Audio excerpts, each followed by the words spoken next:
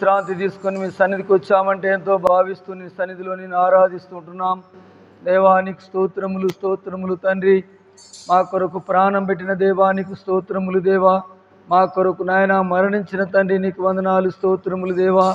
మా కొరకు నాయన ఎంతో శ్రమలను వించి మా కొరకు నాయన విశ్రాంతినిచ్చిన దేవానికి వందనాలు స్తోత్రములు చెల్లిస్తూ నేను ఆరాధిస్తున్నాం. దేవానికి స్తోత్రములు. ఓ కరుణామయుడా, ప్రేమామయుడా, దయామయుడా, యేసునాథుడా నీకే స్తోత్రములు స్తోత్రములు చెల్లిస్తూ నేను ఆరాధిస్తుంటున్నాం.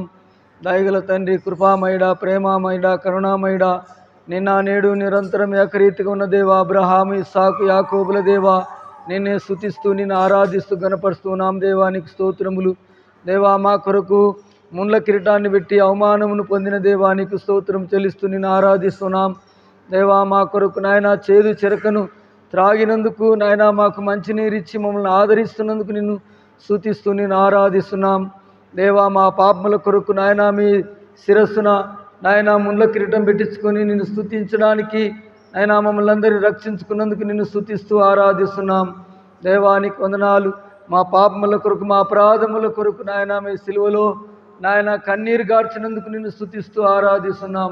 దేవా నాయన తండ్రి, మా రక్షణార్థమై నాయన మీరు పడిన ప్రయాసాన్ని బట్టి నిన్ను స్తుతిస్తూ ఆరాధిస్తున్నాం.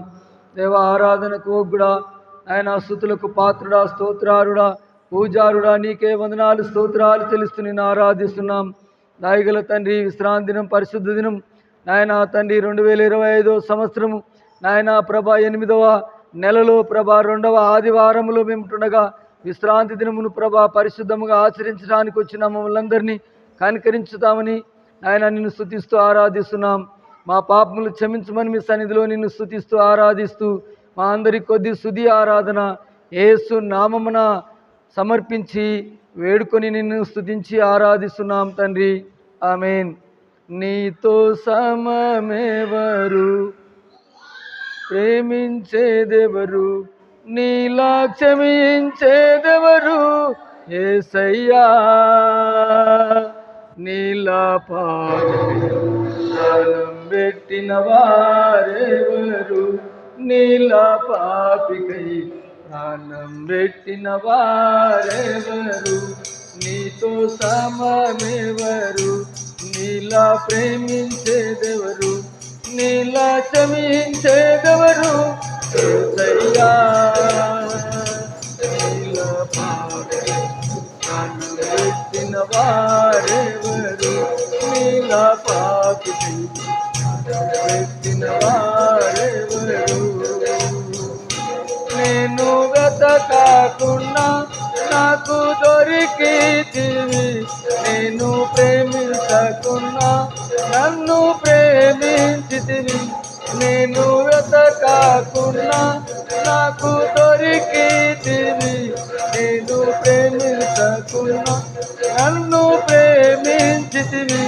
నీదు గాయాలను తరచు రేపితిని, నన్నెంతో క్షమించి తగ్గించితివి.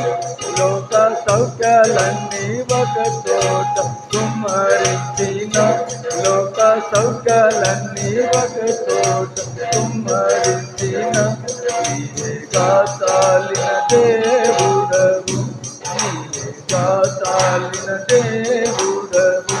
నీతో సమమెవరు, నీలా ప్రేమించేదెవరు, నీలా క్షమించేదెవరు యేసయ్యా.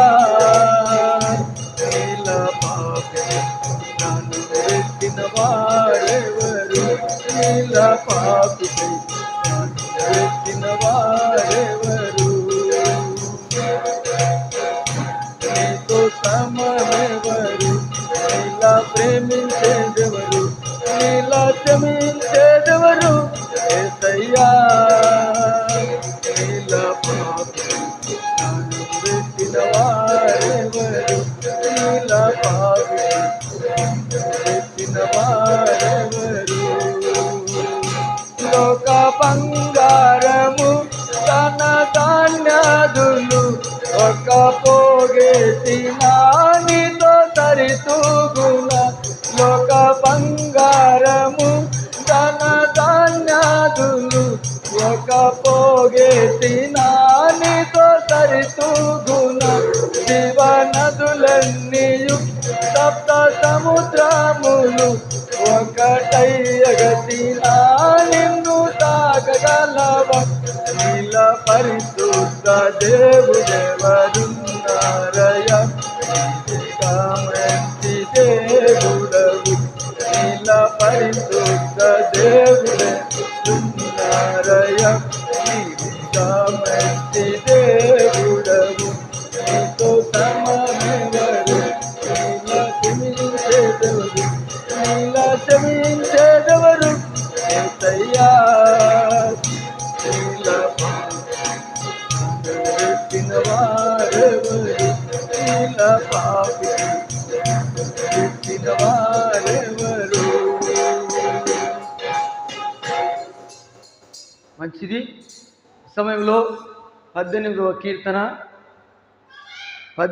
కీర్తన ఒక భాగాన్ని 2 వచనాలు చదువుకుందాం. కీర్తనల గ్రంథం 18వ భాగము. అందరు చెప్పండి. యెహోవా నా బలమా, నేను నిన్ను ప్రేమించుచున్నాను. యెహోవా నా శైలమా, నా కోట, నన్ను రక్షించువాడా, నా కేడెము, నా రక్షణ శృంగము, నా ఉన్నత దుర్గము, నా దేవుడు, నేను ఆశ్రయించుచున్న నా దుర్గము. కీర్తనీయుడైన యెహోవాకు నేను మొర్రపెట్టగా ఆయన నా శ్రమలలో నుండి నన్ను రక్షించెను. మరణపాశములు నన్ను చుట్టుకొనినను భక్తిహీనులు వరదవలే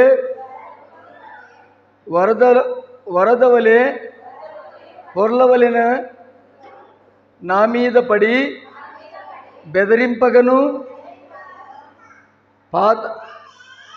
పాతాళపు పాశములు నన్ను అరికట్టినను మరణపు ఉరులు నన్ను ఆవరింపగను. నా శ్రమలలో నేను యెహోవాకు మొర్రపెట్టి తిని నా దేవునికి ప్రార్థన చేసి తిని ఆయన ఆలయములో ఆలకించి నా ప్రార్థన అంగీకరించెను. నా మొర ఆయన సన్నిధిని చేరి ఆయన చెవులో చొచ్చెను. ప్రేమగల తండ్రి, కృపా కనికరముగల మా ప్రభువా నీకు స్తోత్రాలు. అలనాడు ఏ భక్తుడైతే ఈ విధముగా ప్రార్థన చేసి మేలు పొందుకున్నాడో ఈనాడు మేము కూడా ఆనాటి భక్తుల వలె మేము తండ్రి మేలులు పొందుకునేటట్లు మా ప్రార్థన మీ చెవులో చొచ్చునుగాక. మా ప్రార్థన నీవు అంగీకరించి మా ప్రార్థనకు ప్రతిఫలమిత్తు అని మనస్ఫూర్తిగా మేమందరము నిన్ను ఆరాధించి స్తుతించి నిన్ను ప్రార్థించవచ్చిన మాకును మా ప్రార్థనలకు ఆలకించి మా మొరలకు చెవులు ఒగ్గుమని నిన్ను స్తుతించి ఆరాధించి గణపరచడానికి వచ్చిన విశ్రాంతి దినములో పేరు పేరున మమ్మల్ని అందరినీ మా శ్రమలలో మా ఇరుకులో ఇబ్బందులో మీరే ఆదరించి దుర్గముగా కోటగా కొండగా ఉండి మమ్మలను కరుణించి కాపాడుమని మెరకల కింద భద్రపరచుకొనుమని యేసునామమున మేమందరము కోరుకొనుచుంటున్నాము తండ్రి. ఆమేన్. అందరం కూర్చుందాం. ఏ దేవుని బిడ్డలారా, ప్రభువు నామమున కూడి వచ్చిన మీ అందరికీ వందనములు తెలియజేస్తుంటున్నాను. ఈ 2వ ఆదివారం 8వ నెల 10వ తారీఖులో మనం ఉంటున్నాం. 8వ నెల వచ్చి 10 రోజులైంది. ఇప్పటికీ దేవుడు 10వ రోజున మమ్మల్ని అందరినీ సజీవ లెక్కలో ఉంచి ప్రభుదినమనే 1000 దినముల కంటే శ్రేష్టమైనటువంటి మంచి దినములో మనల్ని అందరినీ ఆరోగ్యముగాను దేవుని సన్నిధికి నడిపించిన దేవుడు మనలందరినీ దీవించునుగాక. అందరూ ఒకసారి గట్టిగా చప్పట్లు కొట్టండి. దేవుని నామమును గణపరచబడుదుగాక. ఒకరినొకరము చేతులు కలుపుకొని వందనాలు చెప్పి పలకరించుకుందాం. అందరికీ వందనాలు. మీకు చేతులు చేయగలిపి ఒకరినొకరు పరిచయాలు చేసుకొని పలకరించుకొని వందనాలు చెప్పుకొని ప్రభు సన్నిధిలో సహోదరులముగా ఐక్యత కలిగి ఉందాం. దేవునికి స్తోత్రం కలుగునుగాక, దేవునికి మహిమ కలుగునుగాక. ప్రియులారా,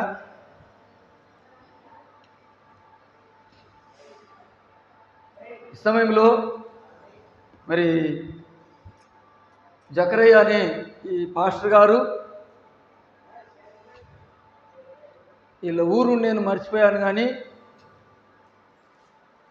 ఈయన చాలా కాలం నుంచి నాకు తెలుసు. ఈయన పులికంటిలో సేవ చేశాడు, పైపాట్లో సేవ చేశాడు. ఈయనది కర్నూలు జిల్లా యమగనూరు మండలంలో, మరి ఊరి పేరు ఏదయ్యా, అలువాల, పేరు మర్చిపోయాను, అలువాల. చాలా సౌమ్యమైనటువంటి నిదానస్తుడు, మంచి సేవకుడే, కానీ కాస్త చిన్న కాలికి గాయమయ్యి చాలా వరకు లక్షలు ఖర్చయి చాలా ఇబ్బందుల్లో ఉన్నాడని తెలిసింది. ఫోటోలు కూడా వచ్చాయి వాట్సాప్లో. మరి ఆయన పోయిన వారం మన మధ్యకు వచ్చేవాడు, కానీ రాలేకపోయాడు. దేవుని చిత్తమును బట్టి ఇవాళ రాగలిగాడు. మరి జకరయ్య పాస్టర్ గారు మనకిప్పుడు వాక్యమును అందిస్తారు. సమయం 12 గంటల వరకే కదా మనము దేవుని సన్నిధిలో వాక్యం అనేది. ఇప్పుడు మనకు ఒక అరగంట మాత్రమే మన మధ్యలో ఉంటుంది. అయ్యగారు ఒక 20 నిమిషాలు మాట్లాడవలసిందిగా దేవుని సేవకునిగా సమయం ఇస్తూ ఉంటున్నాను. జకరయ్య పాస్టర్ గారు ఇప్పుడు మనకు వర్తమానమును అందిస్తారు. మనమందరము నిశ్శబ్దముగా ఉందాం. నీలారా, సహోదరులారా, మాట్లాడవద్దు, నా మాట వినండి. కాస్త దేవుని మాటలు విందాం. జకరయ్య పాస్టర్ లేచి మనకి ఇప్పుడు వర్తమానం అందిస్తారు. ఇక 15-20 నిమిషాలకు మినహాయింపు. ఎందుకంటే 12 గంటల వరకే మా సంఘము ఆరాధన ముగించాలని పెద్దలు నిర్ణయించారు. వాటి ప్రకారం మనం నడుచుకుందాం. దేవుని మహాకృపను బట్టి జకరయ్య పాస్టర్ గారు నిలబడలేవా? ఇంకా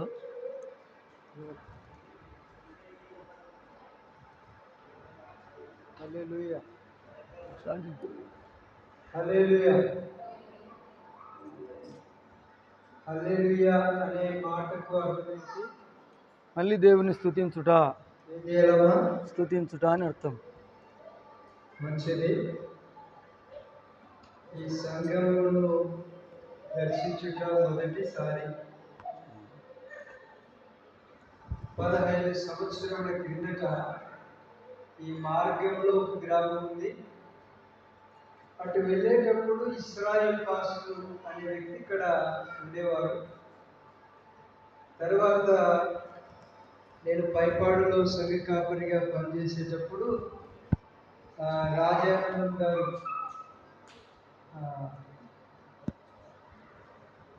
ముళ్ళదిన్నెలో పనిచేసేవారు. నేను పులికలలో పనిచేసేటప్పుడు వీరు కేశవరం పనిచేసేవారు. మేము దాదాపుగా 15 సంవత్సరాల నుండి పరిచయం. మా సొంత ఊరు నాగదొడ్డి, తెలంగాణ. పెద్దలు అప్పట్లో రాయలసీమ ప్రాంతానికి వెళ్ళిపోయి గోనెగండ్ల మండలం అల్వాల గ్రామంలో నివాసం చేసి మా జేజీ నాయన జేజేలను గుర్తు చేసుకొని నేను తెలంగాణలో సేవ చేయాలనుకున్నప్పుడు దాదాపుగా 8 సంవత్సరాలు ఇక్కడ సేవ చేసి మళ్ళీ ఎంబీగూరు టౌన్ చర్చిలో కూడా సేవ చేసి అనుకునే విధంగా మా అబ్బాయి ఎంఎస్సి సైకాలజీ, మా అమ్మాయి డిగ్రీ కంప్లీట్. ఇలా చదువుల వల్ల వాళ్ళ భార్య వల్ల మళ్ళీ నేను ఇక్కడికి వెళ్ళి ఇంటి పని ప్రారంభించే పరిస్థితుల్లో అనుకోని విధంగా కాలి ముందు దాటి అది ఇన్ఫెక్షన్ అయి ఆపరేషన్ జరిగి 1,50,000 దాకా ఖర్చు అయింది. ఈ స్థితిని పాస్టర్ గారు పరిచయం కాబట్టి రావడంలే, ఎక్కడున్నారన్నప్పుడు ఇలా ఉంది అంటే నా ఫొటోస్ పెట్టిన ఆయన వాట్సాప్ చూసి చాలా భయంకరంగా ఉంది, ప్రభు చిత్తం రండి అన్నారు. సెక్రటరీ రాజన్న వారు కూడా మొదటి వారం రండి సార్, బళ్ళారం ఉంటుంది, దండికి వస్తారు అన్నారు. కానీ కుదరలేదు. సరే, ఏదేమైనప్పటికీ మరి సమయం ఇచ్చిన పాస్టర్ గారికి, పాస్టర్లకు, స్థానిక సంఘ పెద్దలకు, స్త్రీల కమిటీ వారికి, మీ అందరికీ కూడా వందనాలు. ఆదివారం అంటేనే అందరు రావాలి కదమ్మా. ఎందుకు చాలా తక్కువ ఉన్నారు? సిడుపతి పోయినాము. ఆదివారము నాడు ఆరాధన లేదు, ఆదివారము నాడు ఆరాధన లేదు, అన్యులతో సహవాసమా క్రైస్తవ ఆత్మ మనలో లేదయా. ఏం లేదు? ఏముంది సహవాసం? నేను అడిగిన పాస్టర్ గారికి, అయ్యా చాలా మంది వస్తారు చర్చి కంటే, సీట్ పత్రం పోతారు సార్ చాలా మంది, ఆ పని మీద ఉన్నారు కానీ చర్చికి రావడం చాలా తక్కువ. వచ్చినా రాకపోయినా మా పని అది. మా బాబు అన్నాడు, డాడీ వర్షం పడింది, మళ్ళీ కాళ్ళు బురదలు తడిస్తే ఇన్ఫెక్షన్ అవుతుంది అన్నారు. కానీ ఆత్మ మాత్రం అయిపోయి ఉండివ్వడంలే. సరే, మంచిదండి. నేను నా అనుభవంతో వాక్యం 3 నిమిషాలు కూడా చెప్పగలను, అవసరమైతే 1 నిమిషంలో కూడా ముగించగలను. కాకపోతే క్లుప్తంగా మీతో వాక్యం పంచుకొని ముగించాలని ఆశపడుతూ ఉన్నాను. మంచిది ప్రియులారా, పరిశుద్ధ గ్రంథంలో నుండి ఒక వాక్యాన్ని చదువుకుందాం. దానిని ఇంగ్లీష్లో ఏమంటారంటే ఎక్స్పోజిటరీ అంటారు. ఎక్స్పోజిటరీ అనే మాటకు తెలుగులో అర్థం ఏమిటంటే వ్యాఖ్యానము అంటారు. అనుభవంతో 15 నిమిషాలు చెప్పచ్చు, 30 నిమిషాలు చెప్పచ్చు, గంట కూడా చెప్పచ్చు. దీనిని ఎక్స్పోజిటరీ అనే పదాన్ని ఉపయోగించారు. సాధ్యమైనంత వరకు 15 నిమిషాల్లో ముగించే ప్రయత్నం నేను చేస్తాను. ఎందుకంటే మీరు తక్కువ వచ్చారు కాబట్టి తక్కువ ఆహారం పెట్టాలా, ఎక్కువ వస్తే చెప్పరమ్మా, ఎక్కువ ఆహారం పెట్టాలంటే. సరే, మంచిది.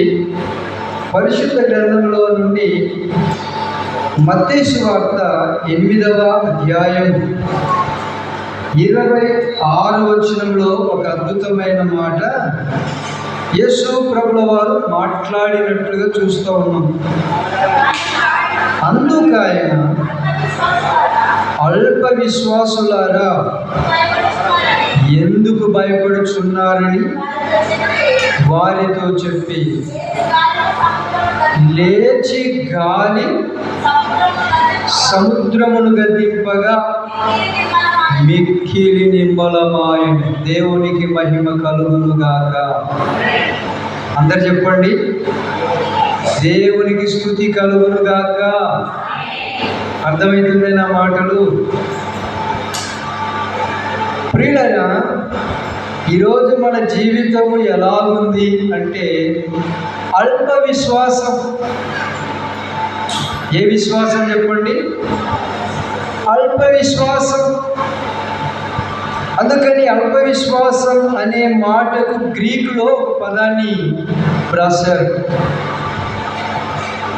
అలిగో పిస్తాస్ అనే పదాన్ని రాశారు గ్రీకులు. ఎందుకంటే ఓల్డ్ టెస్టిమెంట్ అంతా కూడా హీబ్రూ భాషలో వ్రాయబడి ఉంది, న్యూ టెస్టిమెంట్ అంతా కూడా గ్రీకులో వ్రాయబడి ఉంది. దీనిని అలిగోపిస్తాస్ అనే మాటకు అర్థం ఏమిటంటే తక్కువ విశ్వాసము అని అర్థం. అల్ప విశ్వాసం అంటే ఏం చెప్పండి అమ్మా, మీరు చెప్పాలా? ఎంత విశ్వాసం? తక్కువ. ఆ తక్కువ ఏమైంది? వారికి భయం పుట్టించింది.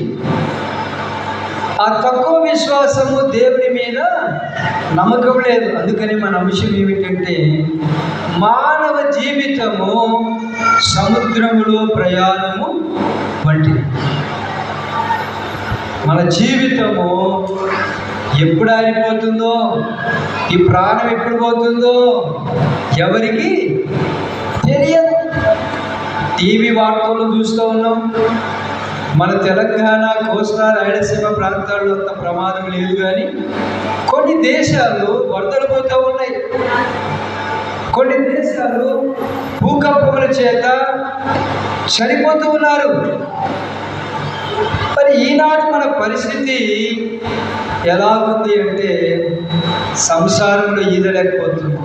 పెద్దలు అంటారేమని, సముద్రంలోనైనా ఈదవచ్చు కానీ చెప్పరమ్మా, సముద్రంలోనైనా ఈదవచ్చు కానీ సంసారంలో ఈదమా? ఈత రాని వాళ్ళు సముద్రంలో కూడా ఈదలేరు. అలాంటి భారం. అందుకని దీన్ని ఈ వాక్యములు గ్రంథకర్తలు ఏమన్నారు అంటే, శిష్యత్వ ప్రయాణము వంటి వ్యాఖ్యానము అన్నారు. శిష్యత్వపు ప్రయాణము వంటి వ్యాఖ్యానం. శిశువులు సువార్త కొరకై సముద్రంలో ప్రయాణం చేస్తున్నారు. గాలి తుఫానుల చేత వారు ఏం చేస్తున్నారు అంటే భయపడుతూ ఉన్నారు. అందుకని ఒక భక్తుడు అన్నాడు, అదరకు బెదరకు శోధనలు నిన్ను చుట్టినా, జడియకు విడియబడకు, యేసయ్య తోడుండగా, యేసయ్య తోడుండగా, యేసయ్య తోడుండగా, యేసయ్య తోడుండగా. దేవునికి మహిమ కలుగును గాక. ఏదైనా వ్యాధి వచ్చినప్పుడు భయపడతాం. యేసు ప్రభువు అన్నాడు, అనారోగ్యం గల వారికి వైద్యుడు అక్కడ. ఒక మాట చెప్తా వినండి. చిన్న ముళ్ళు ఇన్ఫెక్షన్ వాపు వచ్చింది, ఎమిగనూరులో చూయించుకున్నా బాగాడు, కర్రులు పోయినా బాగాడు, పెంచల పాడిపోయినా ఆపరేషన్ చేశారు. ఒక నెలంతా పెట్టుకొని ఏమన్నారంటే, నీ కాళ్ళు తీసేయాలి. జాగ్రత్తగా వినండి. ఏం చేయాలా? ఈరోజు డబ్బుంటేనే విలువ. నేను అన్న మాట ఒకటే, ప్రభువా చనిపోవడానికైనా సిద్ధమే కానీ కాలిపోతే, కాలు ఉంటే నా ప్రాణం ఉన్నంత వరకు నీ పరిచర్యలో కొనసాగుతా. దేవునికి మహిమ కలుగును గాక. అందుకని బైబిల్ అంటుంది, నమ్ముట నీ వలన అయితే సమస్తము. అందుకని యాకోబు అంటాడు, విశ్వాస సహితమైన ప్రార్థన ఏ రోగమునైనా స్వస్థపరచు. ఈ మాట నన్ను ధైర్యపరచు. పిల్లలు జాగ్రత్త. క్రీస్తునందు ప్రియులారా జాగ్రత్తగా వినండి. శిశువులు దేవుని సేవ చేయాలి అంటే వాళ్ళు చదువులేదు.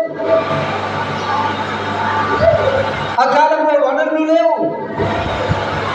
ఆ కాలంలో స్వతంత్రం లేదు. రోమ చక్రవర్తి కాలంలో ఏదైనా చిన్న పొరపాటు చేస్తే శిలువ వేసి కొట్టి చంపడం. అటువంటి దినాల్లో వాళ్ళు ఏం చేశారంటే, విద్య లేని పామరులు వాళ్ళ పనులు వదులుకొని సువార్త కొరకై వారు సంపూర్ణంగా సువార్తను ప్రకటించారు. దేవునికి మహిమ కలుగును గాక. క్రీస్తునందు ప్రియులారా, దేవుని పరిశుద్ధ గ్రంథంలో మనం చూస్తూ ఉన్నప్పుడు ఒక దోణిలో, ఒక సముద్రంలో వారు ప్రయాణం చేస్తూ ఉన్నారు. చదవండి 26వ వచనం.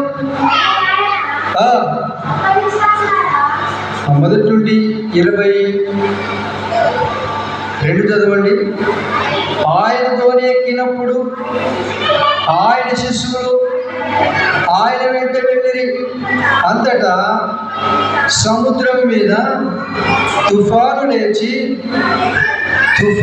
లేచినందున ఆ దోణి అలల చేత కప్పబడెను. పిల్లలు జాగ్రత్త, ఎంత క్రమశిక్షణ ఉండాలి ఇక్కడ ఆదివారం.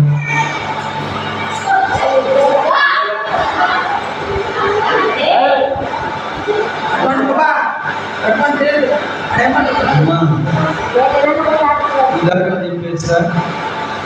మంచి సీరియల్ వచ్చింది అనుకోండి, టీవీలు ఉన్నాయి కదండి అందరిలో.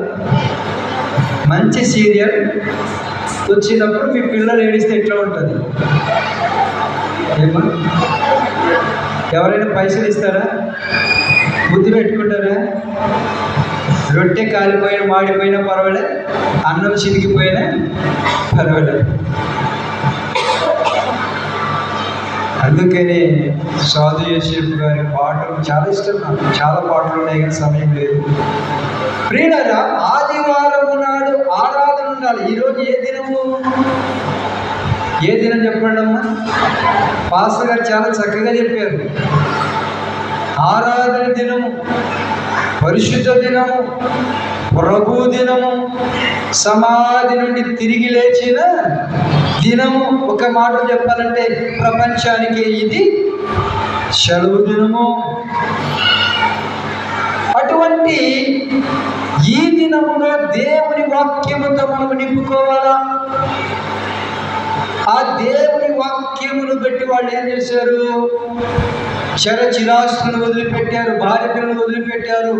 సేవ కొరకై వాళ్ళు ఏమైపోయారంటే హతసాక్షులైపోయారు. దేవునికి మహిమ కలుగునుగా. క్రీస్తునందు ప్రియులారా, వారిలో నిస్సందేహం ఉంది. ఏమిటంటే అల్ప విశ్వాసం. ఏ విశ్వాసం? ఒక పాట వచ్చమ్మా. అమ్మ విశ్వాసమ్మ అనుకువగలిగి ఉండాలమ్మా, అమ్మ విశ్వాసమ్మ అనుకువగలిగి ఉండాలమ్మా, భక్తి గల స్త్రీలకు తగినట్టుగా. ఎట్లుండాలా? ఎట్లుండాలమ్మా? విశ్వాసం ఉంది కానీ భయం ఉంది. ఎవరిలో? శిష్యులలో. అందుకని వారి భయమును బట్టి యేసుప్రభు ఏమన్నాడంటే, సహోదరులారా మీరు భయపడకండి. ప్రతి మనిషికి భయం ఉంటుంది. కొంతమందికి అప్పుల భయం, కొంతమందికి రోగ భయం, కొంతమందికి ఉద్యోగ భయం, కొంతమందికి భర్త భయం, కొంతమందికి భార్య భయం కూడా ఉంటుంది. లేదంటారా? భార్య భయం, ఎన్నో రకరకాల భయం లోకములో ఉన్నప్పటికీ మనకు ఉండవలసింది ఏ భయం అంటే దేవుని భయం. అందుకని భయపడకము, దిగులు పడకము. యేసుప్రభు ఈ మాట శిష్యులకు ఎందుకు చెబుతూ ఉన్నాడు అంటే, వారిలో ఉన్న అల్ప విశ్వాసమును గుర్తించిన దేవుడు. ఈ మధ్యాహ్న కాలంలో మనలో ఎంతవరకు విశ్వాసంగా ఉన్నాం, ఎంతవరకు విశ్వాసంతో ప్రార్థన చేస్తున్నాం, ఎంతవరకు విశ్వాసంతో దేవుని మందిరానికి వస్తున్నాం మనం గుర్తించలేకపోవచ్చు. కానీ దేవునికి అంతా తెలుసు. దేవునికి మహిమ కలుగునుగా. అందుకని ప్రియులారా, సముద్ర ప్రయాణము ఎలాంటిది అంటే అది ప్రయాణము లేదా ప్రమాదము లేదా అది అంతము లేనిది అని చెప్పవచ్చు. రోడ్డు చూస్తూ నడచవచ్చు కానీ సముద్రముడు తరి ఎక్కడికి పోయేది కూడా ఎంత లోతో ఎంత దూరమో మనకు తెలియదు. కాబట్టి క్రీస్తునందు ప్రియులారా, పరిశుద్ధ గ్రంథంలో నుండి ఇక 4 విషయాలు మీతో పంచుకొని ముగించాలని ఆశపడుతూ ఉన్నాను. 4 విషయాలు చూద్దాం. పరిశుద్ధ గ్రంథంలో ఆదికాండం 7వ అధ్యాయం అంతా కూడా ప్రవేశించవచ్చు. ఆదికాండం 7వ అధ్యాయం 1వ వచనంలో రాయబడిన మాట, యెహోవా ఈ తరము వారిలో నీవు నా ఎదుట నీతిమంతుడుగా ఎదుట చూచి తిని గనుక నీవును నీటి వారు ఏం చేయాలమ్మా? అమ్మా ఏం చేయాలా? ఎక్కడ ప్రయాణం అది? అది కూడా సముద్ర ప్రయాణమే. అందుకని సముద్ర ప్రయాణం వంటిది మానవ జీవితం. ఇది ఎక్కడ ఆరిపోతుందో, ఆ సముద్రంలో కూడా ఎక్కడ మునిగిపోతుందో ఎవరికి తెలియదు. కానీ నోవహు అనే మాటకు అర్థం ఏమిటంటే నెమ్మది లేక విశ్రాంతి అని అర్థం. నోవహు చాలా మందిని భూమి మీద చూసినా ఎవరు నా ఎదుట నీతిమంతులుగా కనబడలేదు కనుక నీవు మాత్రమే నా ఎదుట నీతిమంతుడుగా కనబడితివి కనుక నీ కొరకు, నీ కుటుంబము కొరకు ఏం చేయాలా? భర్త వస్తే భార్య రాదు, భార్య వస్తే భర్త. ఏ ఓడా? ఏ ఓడ చెప్పండి? ఏ ఓడ? సంఘం అనే ఓడ. ఆదివారం నాడు భార్య భర్త ముందు వచ్చేటప్పుడు చేస్తాడు.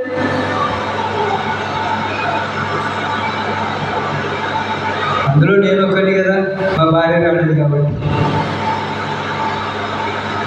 దేవునికి మహిమ కలుగునుగా. ఇది సంఘం మాత్రమే. కానీ నోవహుతో చెప్తా ఉన్నాడు, ఓ నోవహు, చాలా మంది చూసినా నీవు సముద్ర ప్రయాణం చేయాలా, అది ఎంత ప్రమాదమైన పర్వాలేదు అని భయపడవద్దు. ఎందుకంటే నీవు నీ కుటుంబమును అందులో ప్రవేశించాలా. ప్రవేశించకపోతే నీవు కూడా లోకములోనే మునిగిపోతావు. ఇతరులని వాళ్ళు ఏం చేస్తారు?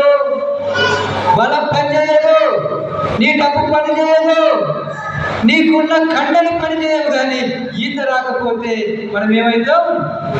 మునిగిపోతాం. అటువంటి ప్రమాదకరమైనది మొదటి రాకడ. అది ఏ రాకడ? అది మొదటి రాకడ. ఇప్పుడు ఏ రాకడ ఉంది అమ్మ? ఏ రాకడ? రాకడనే రైలు బండి వస్తున్నది, రెండవ రాకడనే రైలు బండి వస్తున్నది, పరిశుద్ధుల కందులో చోటున్నది, మంచి చోటున్నది. ఎవరికి అమ్మ? ఎవరికమ్మా? నీవు పరిశుద్ధుడుగా కనబడితివి కనుక నీ కొరకు ఓడను. ఆ తర్వాత ఎంతమంది ఒకరిని చూసి ఒకరు శిల్పతి ఎట్లా పెట్టుకున్నారు, ఒకరిని చూసి ఒకరు ఎంతమంది ఓడలు కట్టుకున్నారు, ఎంతమంది ఆ నోవహు వెళ్ళి సిద్ధపడ్డారు తెలియదు. కానీ అందరూ మునిగిపోయారు, ఒక్కరు కూడా. కారణం అందుకని మన అంశము మానవ జీవితము సముద్రంలో ప్రయాణం వంటిది. శిశువులు కూడా వారు సర్వలోకానికి వెళ్ళి సువార్తను ప్రకటించడానికి వెళ్ళాలంటే వారు ఓడలో ప్రయాణం చేయాలి. అయ్యా మేము భయపడుతున్నామంటే ఇది ప్రమాదము. నేను అనుకునేవాడిని చిన్నతనంలో, నేను కూడా పాస్టర్గా ఉంటే ఎంత సుఖమో. జాగ్రత్తగా వినండి, సేవలో ఉన్న భారం దేంట్లో ఉండదు. హ్యాపీగా ఒక పని చేసుకుని ఉద్యోగం చేసుకుని పెట్టుకోవచ్చు, కానీ సేవలో ఎన్ని ఆటంకాలు. ఉదాహరణ చెబుతాను. పాస్టర్ గారు ఉన్నారు అనుకోండి, అందరు పాస్టర్ గారు సపోర్ట్ చేస్తారా? ఒకరంటూ సార్ ఇది సంఘం సార్, ఎవరేమైనా పట్టించుకోవద్దు. నార్మల్గా చెబుతాను, 20 సంవత్సరాల ఎక్స్పీరియన్స్ నా సేవ అనుభవం. దేవునికి మహిమ కలుగును గాక, దేవునికి స్తోత్రం కలుగును గాక, దేవునికి స్తుతి కలుగును గాక. సముద్ర ప్రయాణము అది తేలుతుందో ముడుగుతుందో తెలియదు. అందుకని పెద్దలంటారు, ఉన్నవారు లేనివారు కావచ్చు, లేనివారు ఈత రాని వాడు మునిగిపోవచ్చు, ఈత వచ్చేవాడు. కానీ ఈత గురించి వ్రాయబడింది అక్కడ, నీవు నా ఎదుట నీతిమంతుడు కనబడితే కనుక నీ కుటుంబం కొరకు ఓడను సిద్ధపరచు.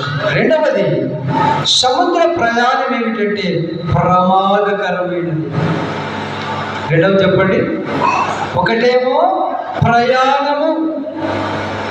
ఈ ప్రయాణం ఆగేది తెలియదు. ఎక్కడ పోతామో, ఎక్కడ ఆగిపోతామో, ఈ ప్రాణం ఎప్పుడు పోతుందో ప్రయాణించవలసిందే, తెలియదు.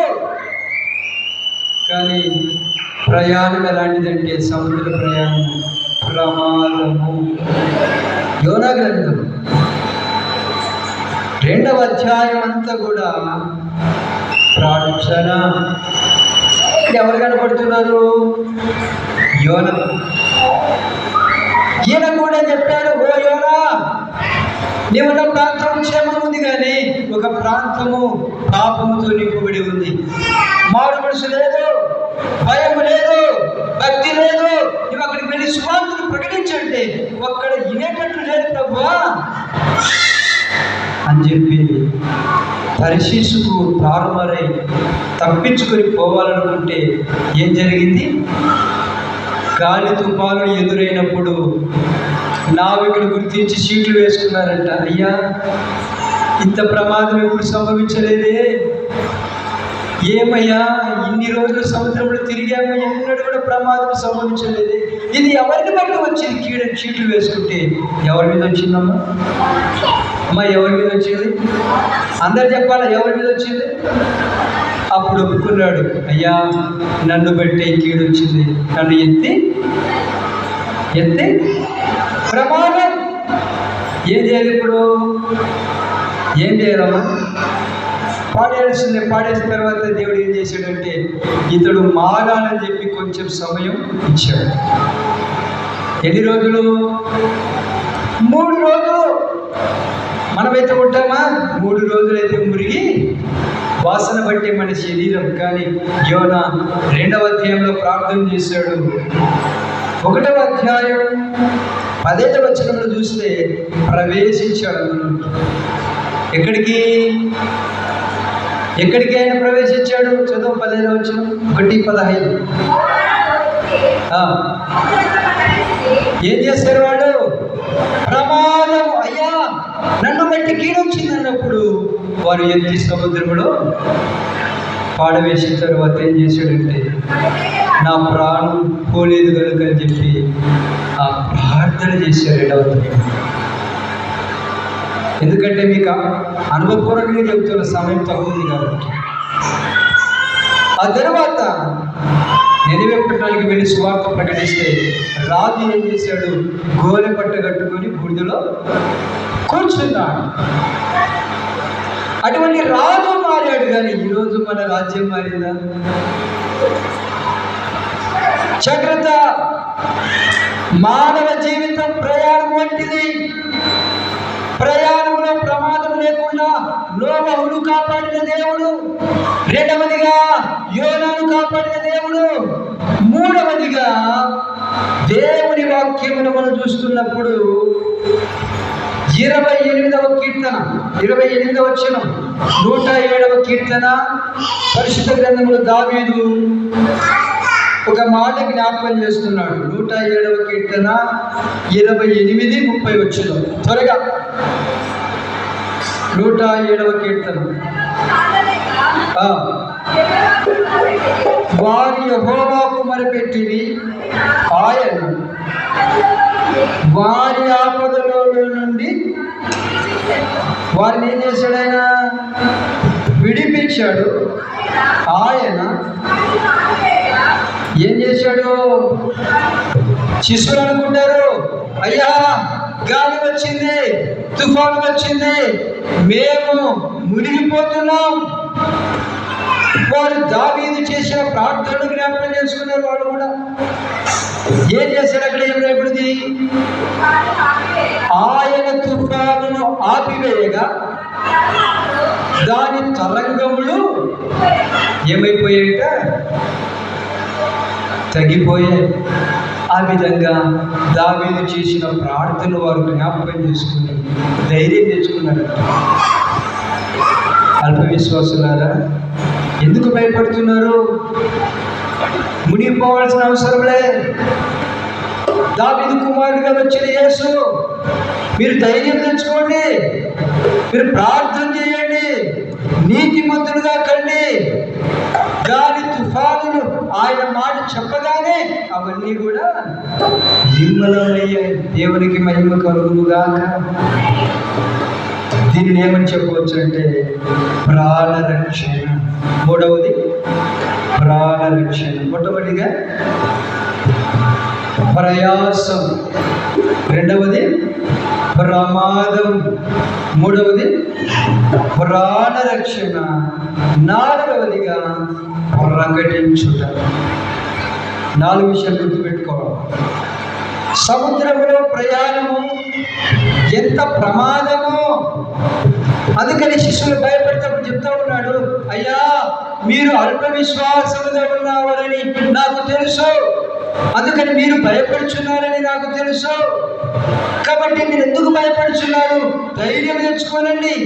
లోకమే ప్రయాణం వంటిది. ఎంత దూరం వెళ్ళాలో మీకు తెలియదు. మీ ప్రాణం ఎప్పుడు పోతుందో మీకు తెలియదు. నా ప్రాణం కూడా ఎప్పుడు పోతుందో మీకు కూడా తెలియదు. 3.5 సంవత్సరాలకి పుట్టి చదివింది లోకమైన. ఆ విధంగా యేసుక్రీస్తుని నమ్మిన తరువాత అపోస్తలుడైన పౌలు అపోస్తల కార్యములు 28వ అధ్యాయం మొదటి 6 వచనాలు మనం చదివినట్లయితే అక్కడ వ్రాయబడిన మాట ఏంటంటే, ఒక సర్పము అతని చేతిని కాటు వేసినట్లుగా చూస్తున్నాం అపోస్తల కార్యములు. అయినా పక్కన వాళ్ళు అనుకున్నారు, అయిపోయింది, దేవుడు లేదు, సువార్త లేదు, పౌలు గారిని సర్పం కాడేసి ఇంకా చనిపోతాడు అనుకున్నారు. కానీ పౌలుకు ఆ ప్రమాదము సంభవింపకుండా చేశాడు.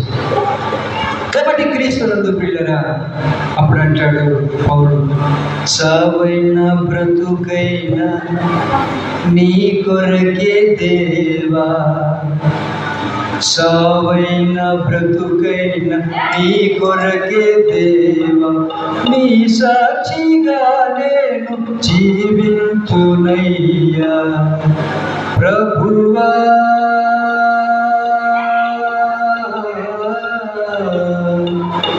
కాచితివి ఇంతకాలం, కాచితివి నా మట్టుకైతే బ్రతుకుంటా క్రీస్తు సావైతే. ఈ విధంగా అతడు ప్రకటించడానికి అనేకమైన శ్రమలు ఎదుర్కొన్నాడు, సముద్ర ప్రయాణం చేశాడు. అందుకని క్రీస్తునందు ప్రియులారా, ఈ సంసారంలో మనం ఈదలేం. ఎప్పుడు అప్పులు తీరిపోతాయో, ఎప్పుడు సుఖపడతామో, మనం కష్టపడాలా, మన పిల్లలకు చేసి పెట్టాలా, సంపాదించి పెట్టాలా, వాళ్ళు అన్నం పెడతారో లేదో గ్యారెంటీ లేదు. కాబట్టి ఆ ప్రాణం పోక మునిపే, సముద్రంలో మనం మునిగిపోక మునిపే 4 అనుభవాలు మనకు చాలా ప్రాముఖ్యం. ఒకటి, మనము నీతిమంతులం కావాలా. ఎవరిలాగా? నోవహు కుటుంబంలాగా. రెండవదిగా ప్రార్థనాపరులు కావాలా. ఎవరిలాగా? యోనాలాగా. మూడవదిగా మనము మన జీవితంలో ఆయన ప్రమాదం నుండి తప్పిస్తాడని ఏం చేయాలంటే యెహోవా మందిరములో మనము నివాసం చేయాలి. అందుకని దావీదు అంటాడు, చిరకాలం అంటే బ్రతుకు కాలం అంతా కూడా నేను యెహోవా మందిరములో ఏం చేస్తాడు? ఆయన దేవుడితో సహవాసం, దేవుని సన్నిధానానికి రావటం, దేవునికి మన కష్టాల్లో ఇవ్వడం. అందుకనే యేసు ప్రభు ఆయనకు కలిగినది ఇచ్చాడు. అయ్యా, ఇది చాలా ప్రమాదకరం. లోకానికి ఓడుకున్న వ్యత్యాసం ఏమిటంటే, ఇది ఎప్పుడు మునిగిపోతుందో ఎవరికి తెలియదు. మీ ప్రాణం ఉండగానే రండి రక్షణ ఓడమని పిలువగా కానీ మొదట్లో యేసుక్రీస్తు పుట్టకమునకు ఎవరు వచ్చారు? నోహు వచ్చాడు. యేసుక్రీస్తు పుట్టకమునకు యోనా వచ్చాడు. యేసుక్రీస్తు పుట్టకమునకు దావీదు వచ్చాడు. యేసుక్రీస్తు పుట్టిన తర్వాత అపోస్తులైన పౌలు వచ్చాడు. సర్పానికి భయపడలేదు, గాయాలకు భయపడలేదు. అంత మాత్రమే కాకుండా అనేకమైన ప్రాంతాలు సముద్ర ప్రయాణాలు చేసి గొప్ప సువార్తను ప్రకటించాడు అపోస్తులైన పౌలు. కాబట్టి క్రీస్తునందు ప్రియులారా, మనం అల్ప విశ్వాసముగా ఉండకుండా ఎట్లా ఉండాలా? విశ్వాసం, నీతిమంతులమనే విశ్వాసం. ఎన్ని ప్రమాదములు వచ్చింది, రక్షణకు ఎన్ని ఆటంకాలు వచ్చింది, అంత మాత్రమే కాకుండా ప్రకటించడానికి ఎన్ని శ్రమలు వచ్చినా ఈరోజు ఇంతవరకు నిలబడి ఉన్నాను అంటే ఇది దేవుని కృప. కాబట్టి 4 విషయాలు ఎప్పుడైనా వచ్చి అడిగినా మీరు సిద్ధంగా ఉండాలా. అంత మాత్రమే కాకుండా రాజానందన్ గారు చాలా మంచి నిదానం, ఓపిక, పాశ్రం కూడా అటువంటి సంఘ కాపురి మీకు దొరకడం కూడా చాలా మంచిది అని గుర్తు చేస్తూ ఇచ్చిన సమయాన్ని బట్టి నేను ముగించుకుంటున్నాను. God bless you.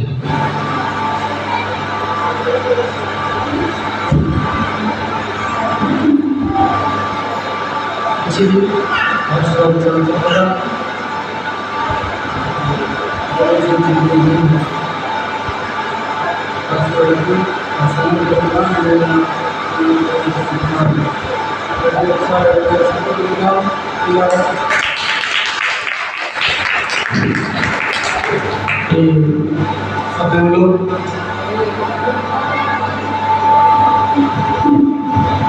మానవ జీవితము సముద్రంలో ప్రయాణం వంటిదని చక్కని ఒక అంశాన్ని బోధిస్తూ అర్థవంతమైనటువంటి జీవితాన్ని, మన జీవితాలను, మన బ్రతుకులను లోతైన అనుభవం లేక నడిపించినటువంటి